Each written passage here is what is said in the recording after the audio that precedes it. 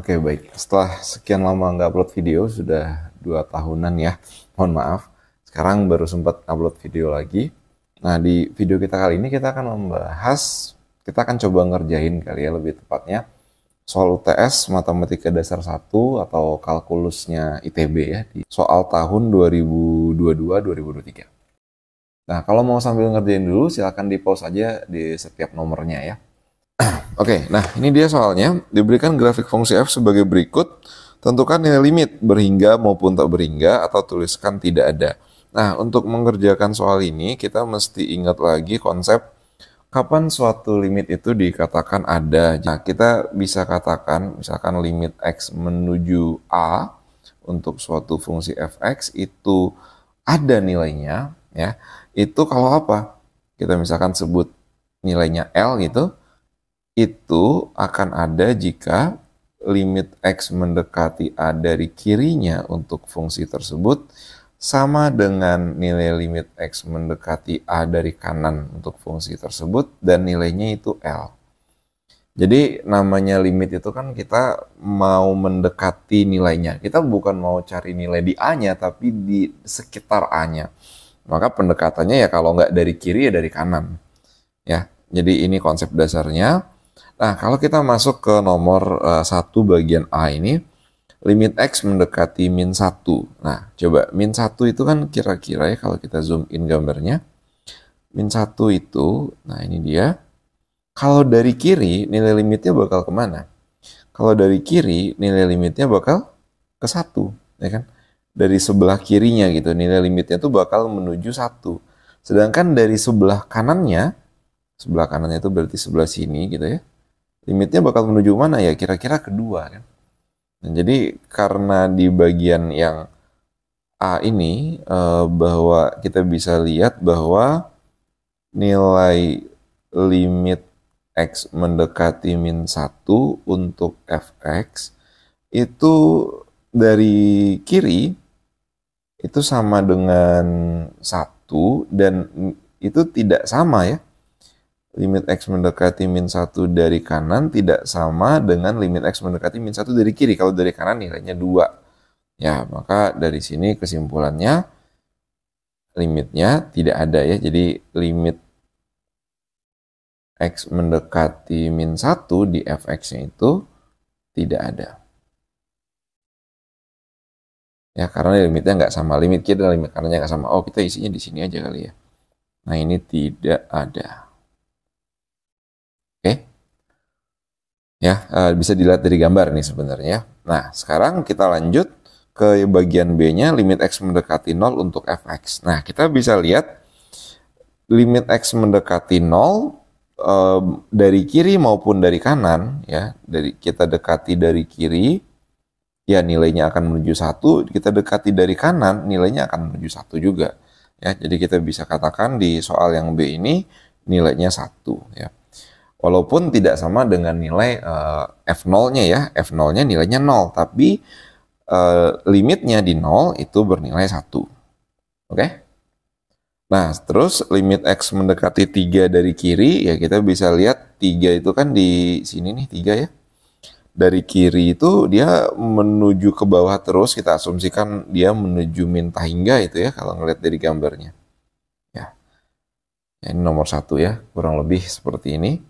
Semoga bisa dipahami. Kita lanjut ke nomor 2.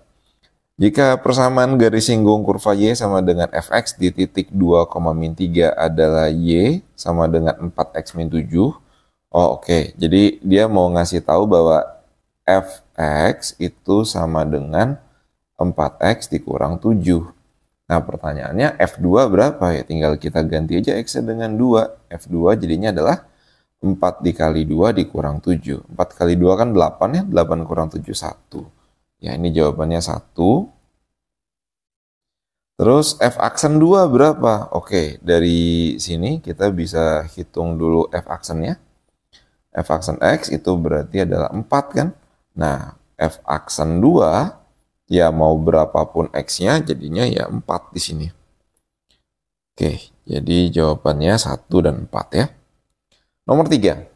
Fungsi f dan g memiliki turunan di setiap bilangan real dengan f2-nya sekian, f aksen 2-nya 1, g2-nya 4, g aksen 2-nya min 3. Jika hx sama dengan 3fx dikurang 4gx dan px sama dengan fx dibagi x, maka h aksen 2. Oke. Di sini kita bisa cari dulu h aksen 2 berarti berapa? H aksen 2 itu, h aksen x-nya dulu ya.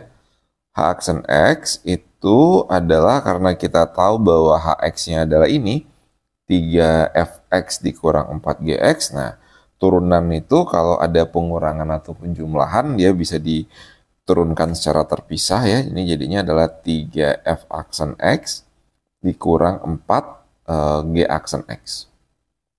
Ya.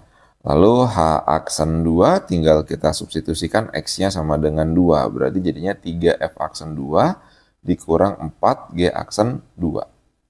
Nah ini jadinya adalah 3F aksen 2 itu 1. Berarti 3 dikali 1 dikurang 4. G aksen 2 itu min 3. Oke, jadi ini jawabannya min 3. Lalu P aksen 2 kita bisa gunakan aturan bagi untuk mencari P aksen X-nya dulu ya. Kan Px-nya itu adalah Fx per X ya. Jadi P aksen X-nya menggunakan aturan bagi U aksen V dikurang U V aksen dibagi V kuadrat. Jadinya adalah F aksen X dikali dengan X dikurang Fx dikali dengan 1 berarti dibagi dengan X kuadrat. Oke. Lalu kita masukin 2. Jadinya P aksen 2 itu sama dengan F aksen 2 dikali 2 dikurang F2 dikali 1 dibagi dengan 4. Nah, F aksen 2 tadi nilainya adalah 1 dikali 2. 1 dikali 2 dikurang F2-nya nilainya min 4 ya. Lalu dikali 1 dibagi dengan 4. Jadinya 2 tambah 4 dibagi 4. 2 tambah 4, 6 per 4 ya. 6 per 4 atau 3 per 2. Oke, ini jawabannya 3 per 2. Ini kalau ada yang ingin ditanyakan, silakan tanyakan di kolom komentar ya. Kita lanjut ke nomor 3. Nah, nomor 4, maaf. Tadi nomor 2, ya nomor 4 sekarang. Grafik fungsi f dengan daerah asal domainnya f itu dari 1 sampai 4 adalah sebagai berikut. Nah, jika gx itu adalah fx min 7 tambah 5, maka daerah asal dan daerah hasil fungsi g itu adalah berapa? Oke, daerah asal dan daerah hasil fungsi g. Ya, kita tahu bahwa domainnya si f itu adalah dari 1 sampai 4. Nah, kalau dibangun suatu fungsi ini, gx sama dengan fx min 7, fx min 7 itu kalau kita paham konsep translasi, berarti dia bergeser ke kanan sejauh 7 satuan. Artinya yang awalnya domainnya dari 1 sampai 4, maka akan berubah. Sekarang domainnya g itu akan bergeser. Satunya tuh ditambah 7 jadi 8, 4-nya ditambah 7 jadi 11 ya. Jadi ini domainnya itu di interval 8 sampai 11. Gitu. Nah, sedangkan range-nya itu nggak berubah karena ini hanya digeser ke kanan doang. Jadi, fx min 7 ditambah 5 ya. Fungsinya itu setelah digeser ke kanan, dinaikin ke atas sejauh 5. Nah, kalau kita bisa lihat di sini, dari gambar kelihatan bahwa range dari range dari f-nya, itu kan ada di antara 0 sampai 4 itu. Nah, karena fungsinya itu ditambah 5, jadi ceritanya si gx ini tuh, itu adalah suatu fungsi f yang digeser ke kanan sejauh 7 satuan dan digeser ke atas sejauh 5 satuan. Jadi, g adalah f yang digeser ke kanan 7 satuan dan digeser ke atas 5 satuan. ke atas 5 satuan. Nah, artinya yang awalnya kita bisa lihat dari gambar bahwa range-nya si F itu berarti dari 0 sampai 4 ya, kelihatan.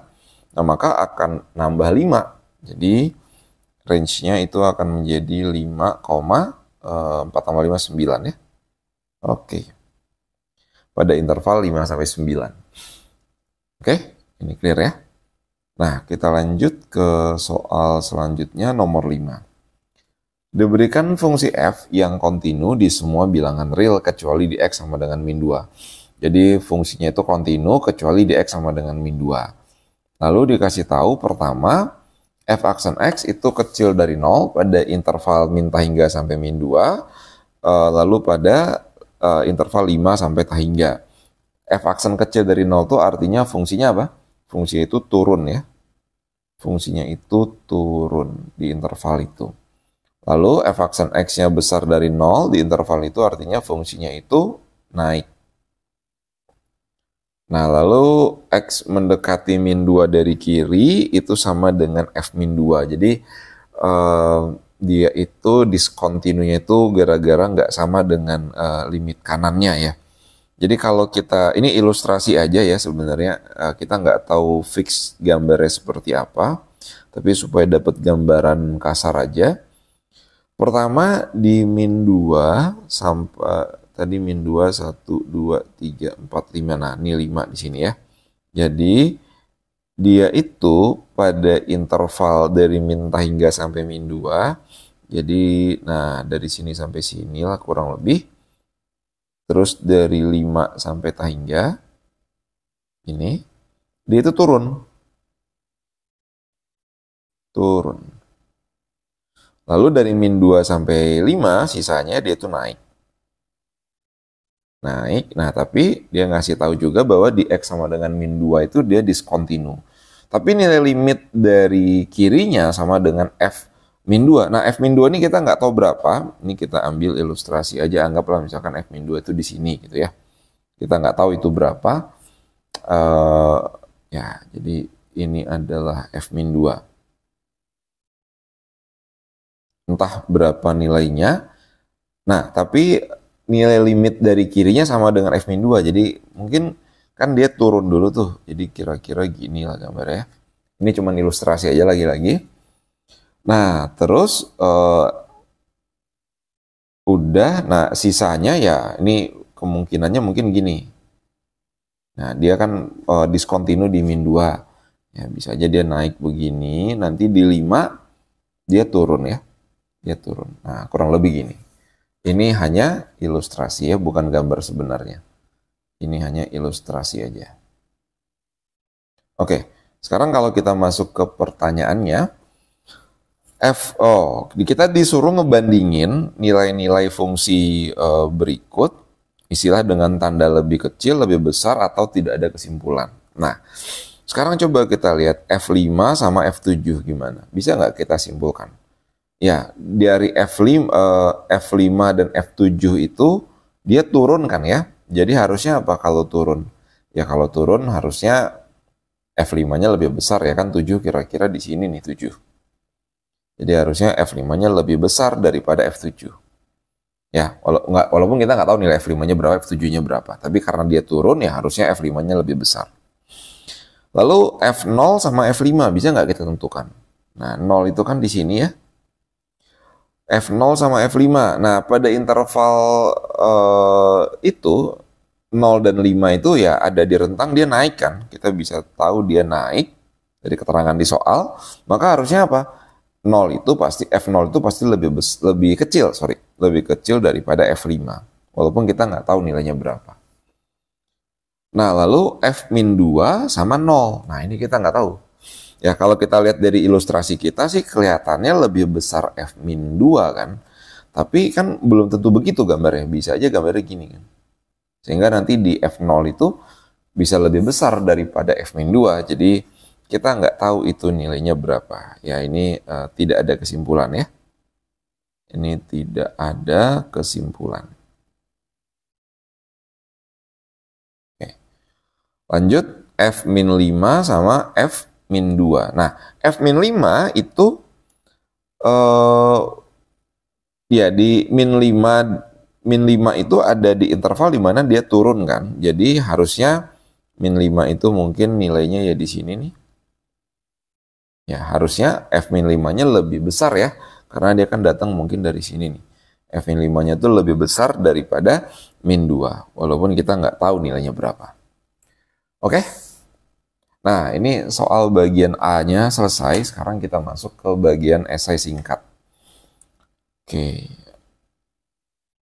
Nah, tentukan himpunan penyelesaian pertidaksamaan tersebut. Oke, kita punya suatu pertidaksamaan mutlak di sini ya.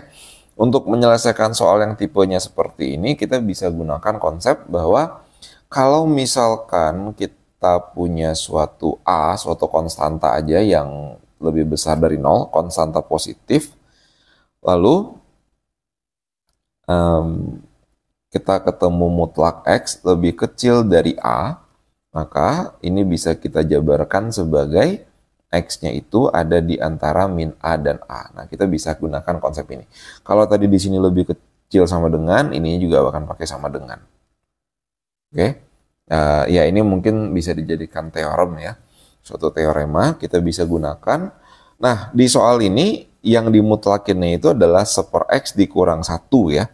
Jadi coba kita tuliskan dulu soalnya. Jadi ada 1/X dikurang 1 itu dimutlakan lebih kecil sama dengan 2/3. Nah, maka ini bisa kita jabarkan jadi apa? Bisa kita jabarkan 1/X min 1-nya taruh tengah, itu berada di antara minus 2/3 dan 2/3. Lalu kalau kita tambahkan 1 ke 3 ruas, min 2/3 ditambah 1 itu akan jadi 1/3, lebih kecil sama dengan 1/X, lebih kecil dari 5/3. Sampai sini oke ya? Karena di sini 1/3 dan 5/3 itu positif, nah kita bisa balik aja. Kita bisa balik 1/3 jadi 3, tandanya berubah, ini jadi X lebih besar dari 3/5.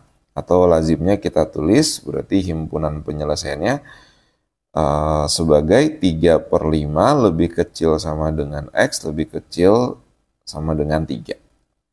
Ya, bisa dipahami ini ya. Nah, kita lanjut ke nomor 2. Nah, periksa apakah fungsi F itu kontinu di X sama dengan 1. Jelaskan jawaban Anda. Oke, untuk mengecek dia kontinu, apa definisi kontinu? Kita bisa katakan F itu kontinu di X sama dengan A. Apa definisinya? F kontinu di X sama dengan A. Itu jika nilai limit X mendekati A untuk Fx itu sama dengan Fa. Ya.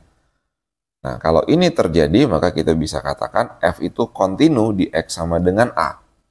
Sekarang kita mau ngecek apakah fungsi ini tuh kontinu di X sama dengan 1. Maka kita tinggal cek aja limit X mendekati 1 untuk Fx. Nah, di sini kita nggak bisa langsung hitung limitnya berapa, karena dari kiri sama dari kanannya kita gunakan fungsi yang berbeda. Kalau kita hitung limit X mendekati 1 dari kiri untuk Fx, maka tentu kita gunakan fungsi yang di atas ya. Nah, kita gunakan fungsi yang di atas, jadinya adalah limit X mendekati 1 dari kiri untuk X kuadrat ditambah 6X dikurang 7 dibagi dengan X min 1. Ini kalau kita substitusikan langsung limitnya, jadinya adalah 0/0, sehingga ini bisa kita faktorkan dulu. 1 dari kiri untuk X min 1 dikali dengan X plus 7 ya. Ya, dibagi dengan X min 1. Nah, kita bisa rapikan. Habis masukin satunya nanti jadinya adalah 8. Itu dari kirinya. Nah, dari kanannya berapa? Limit X mendekati 1 dari kanan untuk Fx itu sama dengan limit X mendekati 1 dari kanan untuk, kalau dari kanan pakai fungsi yang bawah. Ya, untuk 3X ditambah 5 ya, sama dengan Ini berarti akan jadi limit X mendekati 1 dari kanan untuk 3 dikali, oh langsung aja ya dimasukin satunya tadi, nggak perlu dijabarkan lagi. 3 dikali 1 tambah 5 ya 8. Nah, berarti dari sini kita bisa dapat kesimpulan apa? Kita bisa katakan bahwa limit X mendekati 1 untuk fx itu sama dengan 8. Jadi nilai limitnya di 1 itu 8. Nah, sama nggak dengan f1? Ya, kita bisa hitung f1 itu sama dengan, kalau f1 berarti pakai fungsi yang di bawah ya, karena ini berlaku untuk x yang lebih besar atau sama dengan 1. Ya, ini akan jadi 3 kali 1 tambah 5, 8. Nah, karena nilai limit X mendekati 1 untuk fx itu sama dengan f1, berarti kesimpulan kita apa? Maka f itu kontinu di X sama dengan 1. Oke. Ini bisa dipahami ya. Kita lanjut sekarang ke nomor 3. Nah, tentukan nilai maksimum dari fungsi itu pada selang 0,2. Oke, jadi nilai maksimum atau nilai minimum itu bisa kita perolehnya itu di titik kritis. Ya kan? Titik kritis itu ada 3, titik stasioner, titik singular, dan titik ujung. Nah, di sini karena dia polinomial, dia tidak punya titik singular. Karena titik singular itu kan titik di mana dia tidak punya turunan. Nah, kalau di sini polinomial pasti punya turunan ya, bisa diturunkan di semua titik, jadi dia tidak punya singular. Maka titik kritisnya, ya kalau di titik ujungnya, karena di sini dia berada pada suatu interval tertutup, sama di titik stasioner. Pertama kita cari dulu titik singular yang berada di titik stasioner. Jadi kita bisa hitung dulu G aksen X-nya kita bikin sama dengan 0. Jadinya apa itu? Berarti 3X kuadrat yaitu X pangkat 3 dikurang 3X tambah 1. Jadinya adalah 3X kuadrat dikurang 3 sama dengan 0. Kalau dibagi 3 jadinya X kuadrat dikurang 1 sama dengan 0.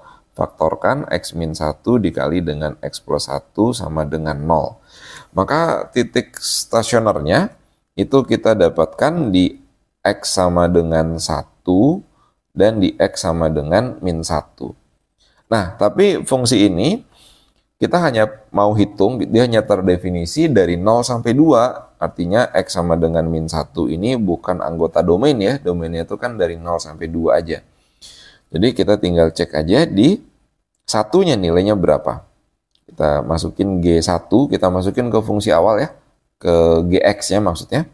Jadinya adalah 1 pangkat 3 dikurang 3 dikali 1 ditambah 1. Itu nanti jadinya adalah 1 kurang 3 min 2 tambah 1 itu min 1. Nah, jadi G1-nya nilainya min 1.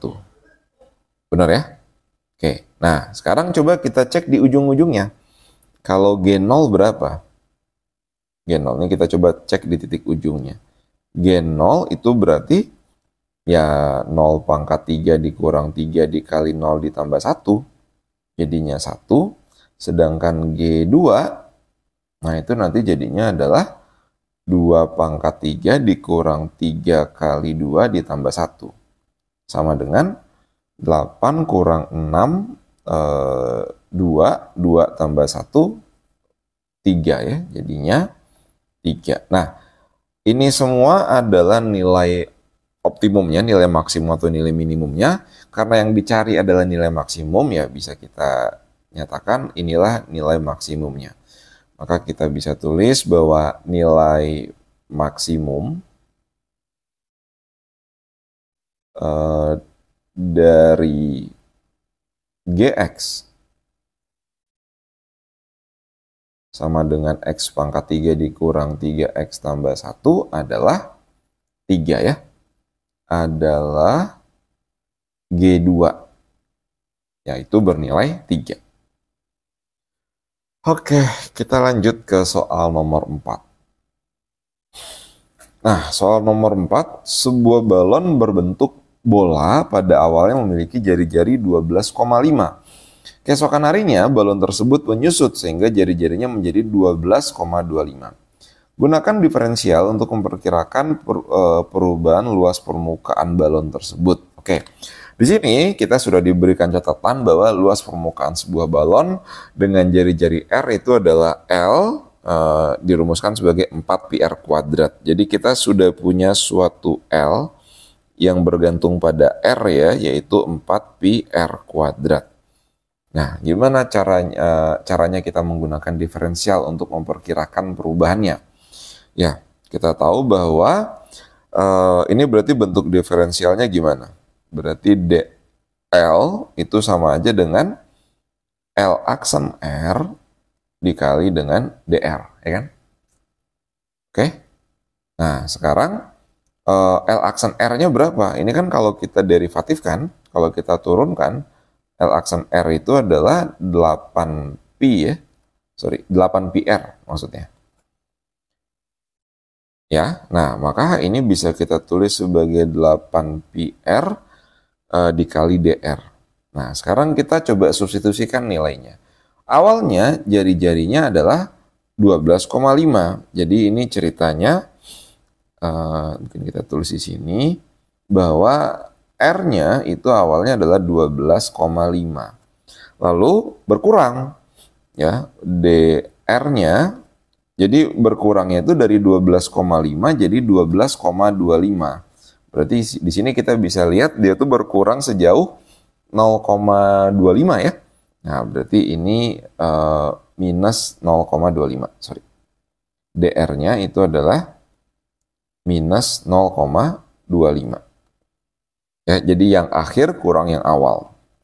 Maka kita akan dapatkan berarti dl-nya itu adalah 8π dikali dengan 12,5 dikali lagi dengan minus 0,25. Nah, inilah kira-kira perubahan luas permukaan yang terjadi ya. Ini estimasinya. Nah, ini berapa nih kalau dihitung? 8 dikali 12,5 itu harusnya 100. 100 dikali 0,25 itu 25 ya. Berarti ya minus 25π. Nah, minus di sini tuh menunjukkan artinya si luas permukaan itu berkurang ya. Oke. Kita lanjut ya ke soal nomor 5. Nah, tentukan semua asimtot datar fungsi berikut, fungsi hx ini. Oke. Apa itu asimtot datar? Jadi kita bisa ilustrasikan ini untuk mengingat kembali aja sedikit. Kita bisa katakan suatu f atau suatu fungsi yang kita miliki itu memiliki asimtot datar kalau dia di x menuju tahingganya atau di x menuju min tahingganya itu menuju suatu nilai. Menuju suatu nilai, mendekati suatu nilai maksudnya. Mendekati suatu nilai tapi tidak pernah menyentuh nilai tersebut. Jadi kalau kita coba gambarkan, agak digeser kanan dikit. Jadi misalkan kita punya, nah ini misalkan Y sama dengan K gitu ya. Lalu di sini juga ada, misalnya ini adalah Y sama dengan L. Lalu ada suatu fungsi yang gambarnya gini misalnya. Nah, berarti fungsi ini kita bisa katakan menuju, dia tuh punya asimtot datar yaitu Y sama dengan K dan Y sama dengan L. Bagaimana cara menghitungnya? Ya, berdasarkan ilustrasi ini secara intuitif kita bisa cari asimtot datarnya, yaitu saat, jadi mungkin kita bisa tulisnya gini. Kita bisa katakan bahwa suatu, ini kalau tadi kita sebut fungsi, ini grafik fungsi fx gitu, kita bisa katakan bahwa fungsi f memiliki asimtot datar di Y sama dengan K misalkan ya, itu jika limit X mendekati tahingga, ini plus minus lah ya, kita bisa cek dua-duanya, plus minus tahingga, untuk fx itu sama dengan k. Jadi kalau limit fungsi tersebut di tahingga atau di min tahingga sama dengan k, maka k itu y sama dengan k tersebut adalah asimtot datarnya. Nah, untuk nomor 5 ini gimana? Ya, berarti pertama kita cek aja dulu untuk limit x mendekati tahingga untuk si hx ini, berarti untuk 2x per akar dari x kuadrat tambah 4. Nah, ini gimana cara mencari limitnya? Kita bisa, ini kan kalau disubstitusi langsung jadinya tahingga per tahingga ya. Kita bisa bagi aja dengan 1/x. Nah, ini jadinya apa? Limit x mendekati tahingga itu berarti akan jadi 2 per akar dari 1 ditambah 4 per x kuadrat. Kalau disubstitusikan tahingganya, nanti 4 per x kuadrat ini akan jadi 0, maka ini akan jadi 2. Itu kalau limit x mendekati tahingga. Nah, kalau kita coba hitung limit x mendekati min tahingga gimana? X mendekati min tahingga untuk 2x per akar dari x kuadrat ditambah 4. Nah, di sini hati-hati dengan membagi dengan 1/x karena mengali dengan 1/x karena di sini ada kuadrat ya, nanti kita bisa kehilangan negatifnya gitu. Jadi kalau saya sendiri lebih suka melakukan permisalan di sini. Jadi kalau kita misalkan x itu sama dengan min t, artinya nanti t-nya itu sama dengan min x, sehingga limitnya itu bisa kita tuliskan ulang sebagai, jadi 2x itu tentu akan jadi min 2t dibagi dengan akar dari, nah x kuadrat, karena x-nya adalah min t, kalau kita coba nyatakan fungsinya dalam t sekarang, itu tentu akan tetap menjadi t kuadrat ya, karena min t dikuadratkan ya t kuadrat ya, ditambah 4. Nah, lalu t-nya menuju berapa? Jadi sekarang ekspresi fungsi itu dalam t, tentu limitnya sekarang dalam t. Nah, t-nya menuju berapa? X-nya menuju min tahingga, dan t-nya sama dengan minus x. Ya, berarti t-nya akan menuju tahingga. Nah, baru dari sini kalau kita kalikan dengan 1 per t, dibagi dengan 1 per t, nah ini bisa kita tulis sebagai limit x menuju limit t ya. Limit t menuju tahingga untuk min 2 per akar dari, apa itu jadinya? 1 ditambah 4 per t kuadrat. Nah, ini akan jadi min 2 ya, karena ininya 0. Sehingga kita bisa dapat limit untuk x mendekati tahingga dan x mendekati min tahingganya itu nilainya adalah 2 dan min 2. Maka kita bisa katakan bahwa asimtot datar dari H adalah, dari Hx itu adalah Y sama dengan, adalah Y sama dengan 2 dan Y sama dengan min 2. Oke. Ya, ini clear ya. Nah, sekarang kita lanjut ke soal nomor 6. Titik P, A, B terletak pada kurva tersebut sehingga gradien garis singgung kurva di P adalah min 5 per 8. Jika P ada di kuadran 1, tentukan nilai A. Gimana ini maksudnya? Jadi kita punya suatu kurva lah. Ini ilustrasi ya, lagi-lagi kita coba ilustrasikan dulu. Kita punya suatu kurva, nggak tahu seperti apa, persamaannya itu. X kuadrat per 2 ditambah Y kuadrat tambah 3XY. Nah, ada titik P itu misalkan di sini. Ini titik P, A, B. Lalu, ada suatu garis singgung di titik P yang gradiennya itu min 5 per 8. Ini lagi-lagi ilustrasi ya. Nah, kurang lebih seperti ini. Ini garis L, dan kita tahu bahwa gradien dari garis L itu adalah min 5 per 8. Dan ada di kuadran 1 si P-nya itu. tentukan nilai A-nya berapa. Oke. Pertama, kita ingat lagi bahwa untuk mencari gradien dari suatu garis singgung, kita tinggal derivatifkan aja atau kita cari aja turunan dari si fungsi yang disinggung tersebut. Jadi di sini tadi kita punya x kuadrat per 2 ditambah y kuadrat ditambah 3xy sama dengan 9. Nah, ini fungsi implisit ya. Kita coba mau cari dy per dx-nya itu berapa.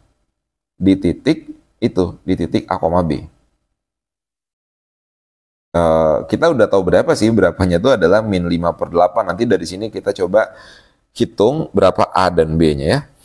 Oke, kita coba derivatifkan ini. Jadi ini kalau kita derivatifkan langsung ke dua ruas, jadi ada x kuadrat per 2 ditambah y kuadrat ditambah 3xy sama dengan 9. X kuadrat per 2 kalau diderivatifkan itu nanti jadinya adalah X. Ya, jadinya adalah X. Y kuadrat jadinya 2Y dikali dy per dx ditambah, nah 3xy. Xy ini berarti pakai aturan kali ya. Ya, multiplication rule. Berarti nanti akan jadi 1 dikali Y ditambah X dikali dy per dx sama dengan 9. Oke. Kalau kita substitusikan titik P, A, B, maka nanti gradiennya itu adalah min 5/8. Ya, kalau kita substitusikan A, B, maka nanti gradiennya atau dy per dx-nya akan menjadi min 5/8.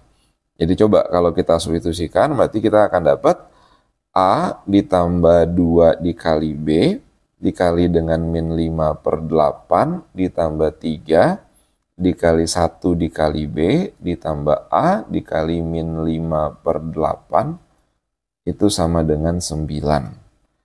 Oke, kita coba rapiin dulu. Ini jadinya berapa nih? Ini bisa dicoret-coret jadi per 4. Oke, kita coba rapiin. Berarti A dikurang 5/4B ditambah 3B dikurang 15/8A, ya kan? Sama dengan 9. 9 diderivatifkan jadi 0 ya, maaf. Ini diderivatifkan akan jadi 0. Nah, itu. Lalu kalau kita kalikan 4 aja kedua ruas untuk menyederhanakan bentuk ya, biar ngitungnya gampang. Jadi ini akan jadi, dikalikan 8 ya, dikalikan 8 kedua ruas, jadi 8A dikurang 8 bagi 4, 2 jadi 10B, ditambah 24B dikurang 15A sama dengan 0. Maka di sini kita akan dapat berarti 14B dikurang 7A sama dengan 0. Ya kan, dikurang 7A sama dengan 0, maka dapatlah nanti A-nya itu 2B ya, kan 14 dibagi 7 ya. A-nya itu adalah 2B. Oke, kita dapat hubungan bahwa A-nya 2B. Nah, kita tahu bahwa titik A, B ini kan dilalui oleh si kurva ya. Artinya dia pasti terpenuhi di kurva tersebut. Jadi kita bisa substitusikan aja ke dalam kurva tersebut. X kuadrat per 2 ditambah bla bla bla itu kita ganti X dan Y-nya dengan A, B.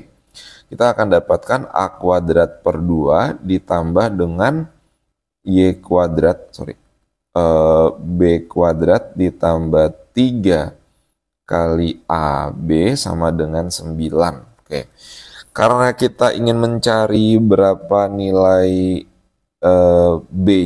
nilai A-nya. Jadi dari sini kan kita bisa dapat bahwa B itu adalah A per 2.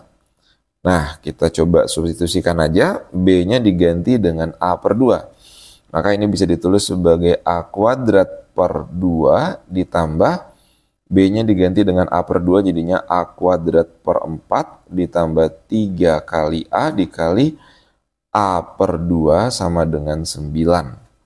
Oke, kita kalikan 4 ke 2 ruas, kita akan dapat A kuadrat, 2A kuadrat ditambah A kuadrat dikalikan 4, 4 bagi 2-nya kan 2, jadi 6 ya. 6A kuadrat sama dengan 9, lalu dapatlah 9A kuadrat sama dengan 9, maka A kuadratnya sama dengan 1. Ya kan? A kuadratnya sama dengan 1, berarti ya dapatlah A-nya sebenarnya plus minus 1 sih. Tapi kita nggak bisa ambil yang min 1 ya, karena dia terletak di kuadran 1 di sini katanya ya. Terletak di kuadran 1 ya, berarti kita bisa katakan maka nilai A itu sama dengan 1. Oke, jadi semoga ini bisa dipahami ya. Kita lanjut ke soal bagian selanjutnya, bagian C sekarang. Nah, ini soal cerita ya. Seseorang yang berdiri di tepi dermaga menarik sebuah perahu ke arahnya dengan tali melalui sebuah katrol. Diketahui ketinggian katrol dari permukaan air adalah 2 meter. Pada suatu saat, panjang tali yang menghubungkan perahu dengan katrol adalah 4 meter dan perahu bergerak dengan laju 0,5 meter per detik. Oke, jadi kita pahami dulu ceritanya. Ini ketinggiannya katanya 2 meter ya. Ketinggian katrol dari permukaan air itu 2 meter. Nah, di atas sini tuh ada orang narik katrolnya. Nah, kita bayangkan seperti itu. Lalu pada suatu kondisi, mungkin tali yang ini tuh kita sebut R. Pada suatu kondisi R-nya itu 4 pada suatu waktu gitu ya. R-nya itu 4 dan laju perahunya itu adalah 0,5. Laju perahunya itu adalah 0,5 meter per second. Oke. Nah, sekarang kalau kita coba masuk ke pertanyaannya, tentukan seberapa cepat tali tersebut ditarik menggunakan katrol pada saat tersebut. Oke. Jadi, di bagian A ini, dia mau cari, oke, jadi perahunya itu kan bergerak ke arah sini ya, sebesar 0,5. Nah, kalau ke arah sininya itu berapa? Ya, kalau ini kita ambil theta gitu ya. Jadi kalau kita sederhanakan kasusnya menjadi suatu segitiga seperti ini. Nah, ini siku-siku, ini 2 ya, ini tadi di R sama dengan 4. Kalau kita ambil ini theta, bagian bawahnya berapa itu? Bagian sampingnya dari sudut theta itu kan berarti ini bisa dihitung pakai Pitagoras ya. Berarti adalah 4 kuadrat dikurang 2 kuadrat diakarkan. Jadinya 16 kurang 4 itu akar 12 atau 2 akar 3. Nah, atau 2 akar 3. Nah, sehingga kita bisa tahu bahwa sebentar, tentukan seberapa cepat tali tersebut. Oke. Ini kalau kita sebut 0,5 meter per second ini, sebutlah misalkan kecepatan perahu, kita sebut aja VP gitu ya. VP itu kan sebenarnya bisa dinyatakan sebagai kecepatan tali itu ditarik. Kecepatan tali itu ditarik kan ke arah sini kan. Nah, ke arah sininya itu adalah, jadi kalau yang ini kita sebut, nah sebentar, kalau ini itu kita sebut sebagai V aja. Nah, bagian sininya itu kan adalah V cos theta, ya kan? Ke arah bawahnya gitu V cos theta. Jadi ya kita bisa katakan VP itu adalah V cos theta. Nah, kita mau cari V-nya itu berapa? VP-nya adalah 0,5. Ya, 0,5 V dikali dengan cos theta. Nah, cos theta-nya berapa? Dari gambar kita sudah tahu bahwa sisi ini itu 2 akar 3. Yang namanya cos itu samping dibagi miring. Cos theta itu berarti adalah 2 akar 3 dibagi 4 ya. Berarti jadinya setengah akar 3. Jadi ya V sama dengan 0,5 sama dengan V dikali dengan setengah akar 3. Ya, kita tahu bahwa 0,5 itu sama setengah kan sama ya. Jadi kita bisa dapat bahwa V-nya itu adalah 1 per akar 3. Ya, jadi kecepatan tali ditarik itu adalah sebesar 1 per akar 3 meter per detik. Oke. Nah, nomor B-nya, tentukan sudut lancip yang dibentuk oleh tali dengan garis horizontal pada saat tersebut. Ya, kita sudah tahu panjang ininya 4 dan ininya 2 ya tadi.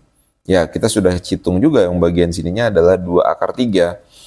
Ya, kita tadi sudah hitung bahwa cos theta-nya adalah setengah akar 3.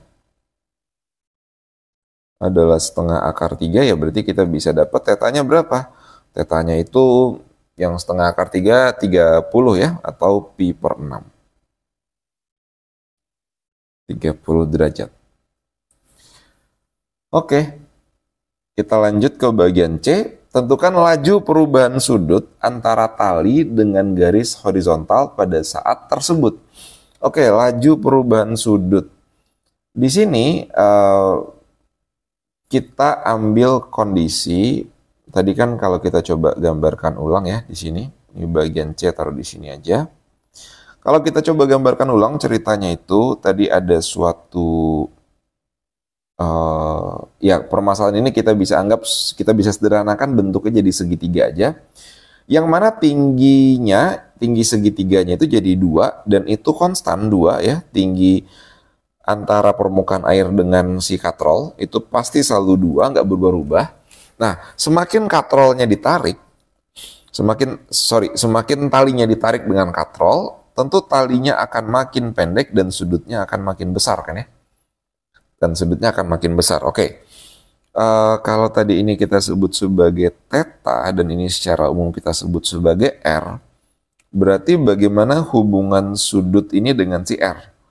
Ya, kita tahu bagian depannya dan bagian miringnya, ya berarti kita bisa gunakan sin. Kita bisa katakan bahwa sin theta itu sama dengan 2 per R. Ya kan? Sin theta sama dengan 2 per R. Nah, sekarang kita mau menghitung laju perubahannya. Nah, tinggal kita derivatifkan terhadap T kedua ruas. Kita turunkan terhadap T. Ini kalau diturunkan terhadap T kedua ruas, jadinya apa? D per dt. Sin diturunkan akan jadi cos theta d theta per dt sama dengan 2 per R kalau diturunkan min 2 per R kuadrat ya. Min 2 per R kuadrat dikali lagi dengan dr per dt. Di sini oke? Jadi, sebentar. Nah, kita mau cari sebenarnya yang kita mau hitung di sini apa? Laju perubahan sudut antara tali dengan garis horizontal pada saat tersebut. Jadi yang kita mau hitung itu adalah d theta per dt pada saat tersebut. Jadi pada saat R-nya sama dengan 4 ya. Ini yang kita mau hitung. Nah, sekarang berarti dari sini tadi kita bisa dapatkan d theta per dt-nya aja itu sama aja dengan min 2 per R kuadrat cos theta dikali dengan dr per dt. Oke. Nah, kalau kita coba substitusikan R-nya 4, jadinya apa? D theta per dt saat R-nya sama dengan 4 itu akan sama dengan min 2 per 4 kuadrat. Nah, cos theta-nya tadi udah tahu yaitu setengah akar 3. Ini setengah akar 3. Nah, dr per dt itu sebenarnya tadi adalah yang hasil di A ya. Seberapa cepat tali itu ditarik. Jadi kan perubahan R terhadap waktu ya di saat R-nya sama dengan 4 itu. Nah, yaitu kita tadi dapat di hasil A itu adalah 1 per akar 3 meter per second. Nah, cuman sebenarnya kan talinya tuh makin lama makin pendek ya. Jadi kita bisa kasih minus di sininya. Min 1 per akar 3. Karena talinya makin lama makin pendek ya. Jadi R-nya tuh makin lama makin kecil sehingga kecepatannya itu kita kasih minus aja. Nah, sehingga di sini kalau kita coba rapikan perhitungannya, ini kita akan peroleh jadinya apa? Min 2, ini 2-nya naik ke atas berarti jadi min 4 per di sini minusnya jadi habis ya karena min sama min. Jadi plus aja 4 kuadrat akar 3 kali akar 3 jadi 3. Jadi ujung-ujungnya adalah 1 per 12. Ya, inilah laju perubahan sudut antara tali dengan garis horizontal ya. Berubahnya itu sebesar 1 per 12. Oke. Kita lanjut ya. Sekarang ke soal terakhir. Soal nomor 2. Nah, coba kita baca dulu soalnya. Andi hendak membuat suatu tempat penampungan air berbentuk tabung dengan alas dan tutup dengan volume 375 cm3 dan masanya itu dalam 450 pi gram. Oke. Bahan yang digunakan sebagai alas tabung sama dengan bahan yang digunakan sebagai selimut tabung. Sedangkan bahan yang untuk membuat tutup berbeda. Diketahui bahwa rapat massa persatuan luas dari bahan yang digunakan sebagai tutup sama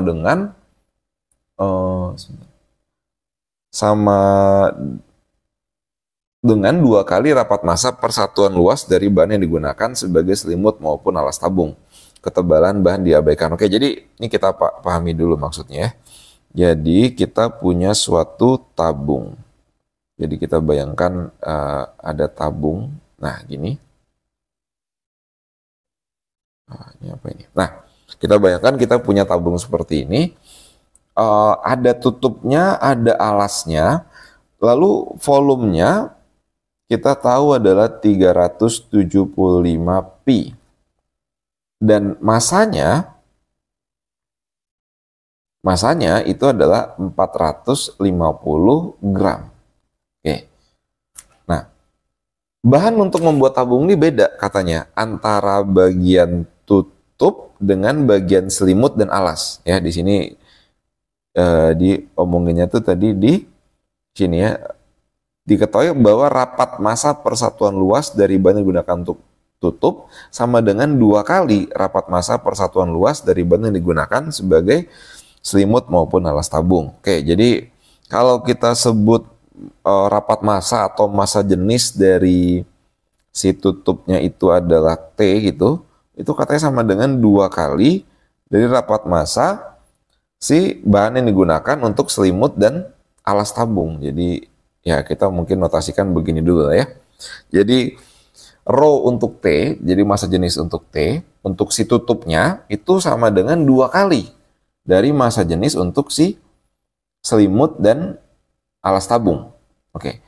Nah, di sini ada penjelasan yang penting bahwa ketebalan bahan itu diabaikan. Kalau kita ingin menghitung massa dari suatu benda itu kan pada dasarnya adalah volume dikali massa jenis. Nah, karena di sini ketebalannya diabaikan, jadi untuk mencari massanya itu ya luas dikali massa jenis gitu. Itu dapat ya poinnya kenapa di sini dijelaskan ketebalan bahannya diabaikan. Nah, sekarang kalau kita coba masuk ke bagian yang A dulu. Dia bilang jika jari-jari alas tabung adalah R, oke, jadi jari-jarinya di sini adalah R. Dan rapat massa bahan untuk membuat selimut tabung adalah delta, oke. Jadi rapat massa untuk membuat selimut tabungnya adalah delta. Nyatakan delta sebagai fungsi dalam variabel R, oke. Jadi tadi karena ketebalannya diabaikan, maka untuk menghitung massa itu bisa kita peroleh dengan menghitung luas permukaan menghitung luas dikali dengan massa jenisnya, ya, bukan volume dikali massa jenis karena di sini ketebalannya diabaikan.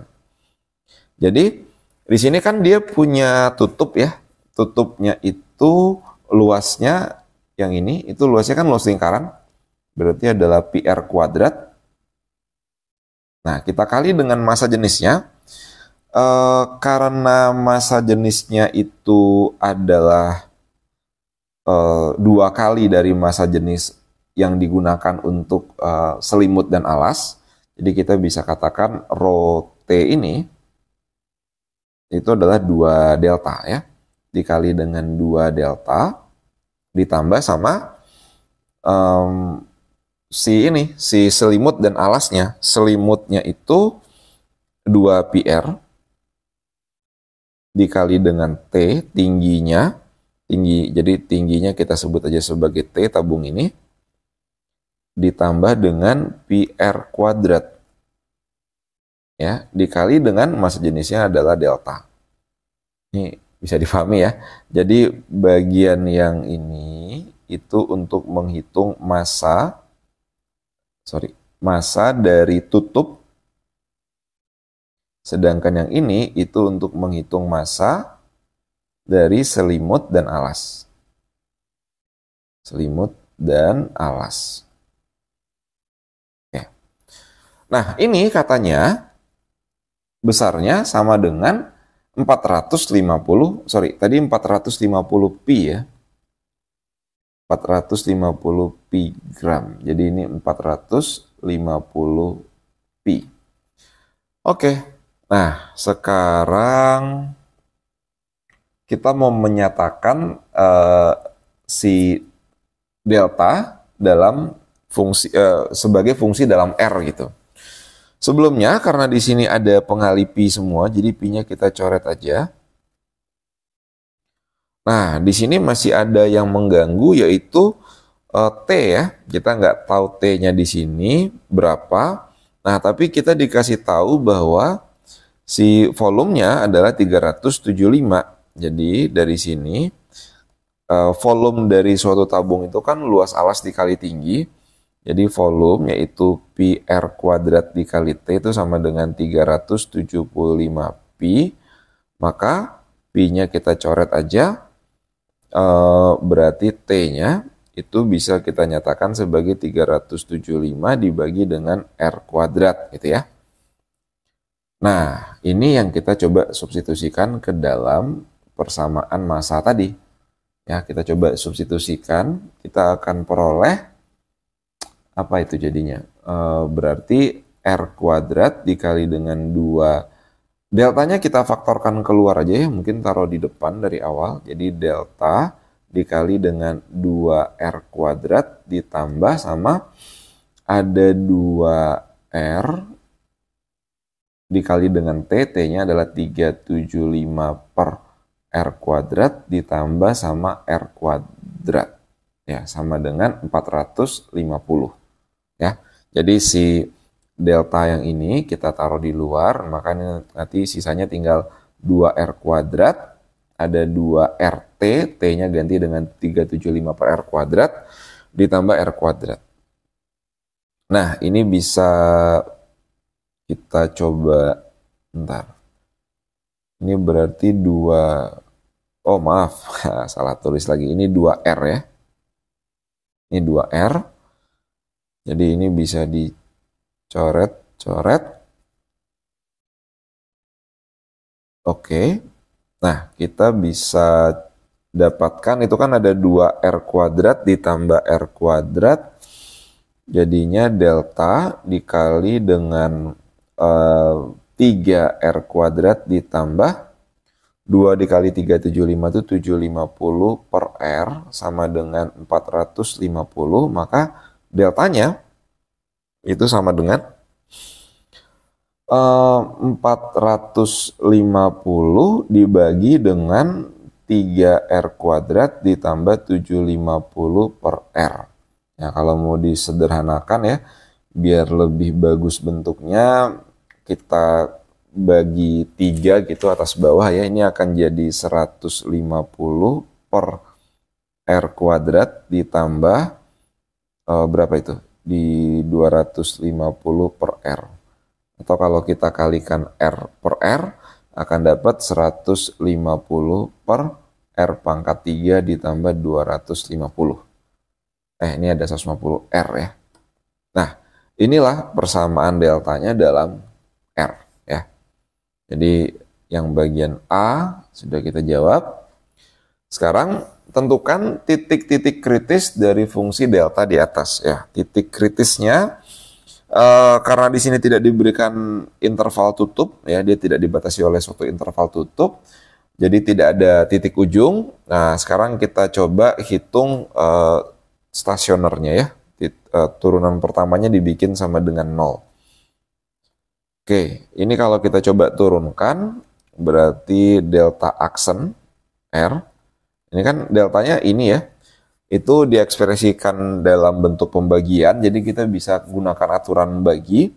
U aksen V dikurang UV aksen. Berarti nanti jadinya adalah 150 dikali dengan R pangkat 3 ditambah 250 dikurang sama 150R dikali dengan 3R kuadrat.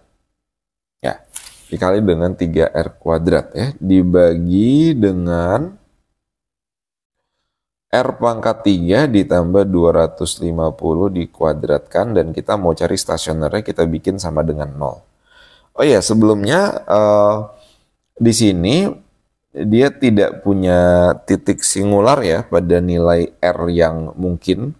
Karena kalau mau punya singular berarti bawahnya kan harus 0.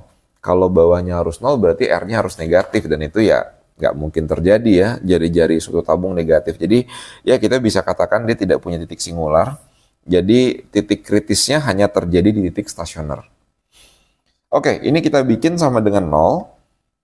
Maka kalau kita kalikan R pangkat 3 tambah 250 kuadrat kedua ruas, ya ini bisa kita rapikan menjadi 150 dikali R pangkat 3 ditambah 250 dikurang 150R dikali 3R kuadrat sama dengan 0.